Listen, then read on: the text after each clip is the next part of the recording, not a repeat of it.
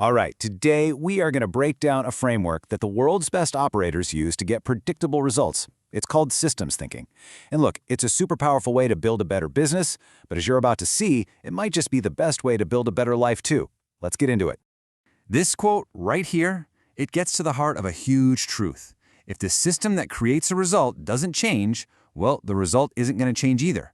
You just can't force a new outcome from the same old process. So let's take this big idea and apply it where it matters most, in your own life. I'm willing to bet this sounds a little familiar. You're a professional, right? You've got a clear vision, you know your mission, you've done the work, you've got the SWOT analysis, you've identified the risks, you're tracking your KPIs, heck, maybe you're even working in agile sprints. You are, by all accounts, doing everything right. And yet, there's this friction. You're busy, you're putting in the hours, but progress feels inconsistent. It comes and goes, and you keep solving the same darn problems over and over again. This isn't a problem with your motivation. It's a problem with your system. Okay, so this is where we make the mental shift. We're going to stop looking at your goals as something you achieve just by gritting your teeth and pushing harder. Instead, we're going to start looking at your life as a system that is designed to produce results. At its core, a system is incredibly simple. You've got your inputs, think of them as raw materials.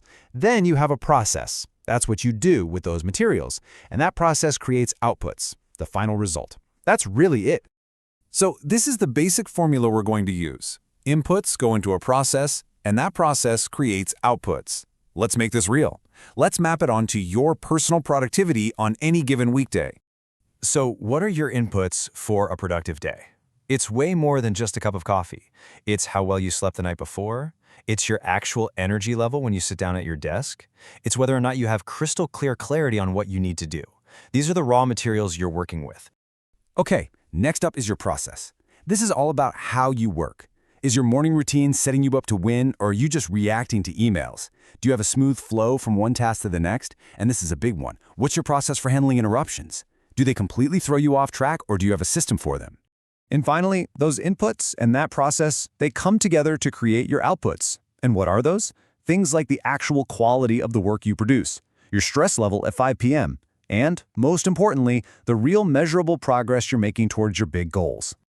And here it is, the key insight. If you don't like your outputs, if the work quality is slipping, or you're just burned out, stop trying to fix it by just trying harder. You can't just jam the gas pedal on a broken engine and expect it to go faster. You have to look upstream. You have to fix the process. That's where all the leverage is.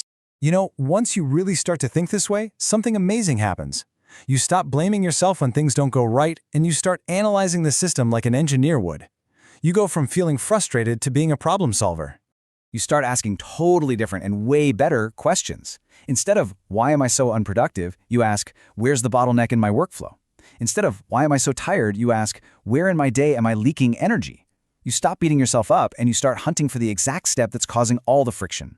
And the answer isn't to blow up your entire life and start from scratch. No way.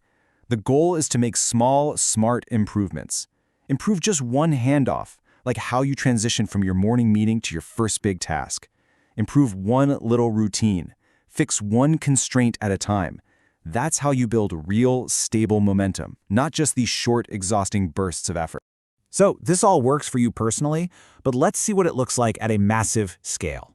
This isn't just a productivity hack, it's the engine that runs the world's biggest companies. Let's take a quick look at the classic example, Amazon. Back in the early days, Amazon's biggest challenge wasn't just how do we grow, it was how do we become reliable? They had to earn people's trust. So they didn't just throw more people at the problem, they got obsessed with their system. They mapped out every single step, taking the order, fulfilling it, delivering it. They focused on optimizing the process, not just managing the people. And that relentless focus on the system is what let them scale into a giant without everything falling apart. So when you put this all together, what's the big takeaway here? It's really about a fundamental shift in how you look at every challenge you face, big or small. You're essentially trading a question of personal failure, why am I failing, for a question of objective diagnosis. What is my system currently designed to produce? See the difference? If your system is creating inconsistent results, that's not a personal flaw, it's a design flaw. And you can fix a design flaw. And when you focus on fixing that design, the benefits are huge. Your results start getting better almost on their own, just because the process is smarter. Your stress goes way down because you're not relying on pure willpower anymore. And best of all, your progress finally becomes predictable. Here's the bottom line. Motivation is great, but it's fickle. It comes and it goes. A good system works every single time. Thinking like a business means designing systems for your own life that deliver results, especially on the days when you just don't feel motivated at all.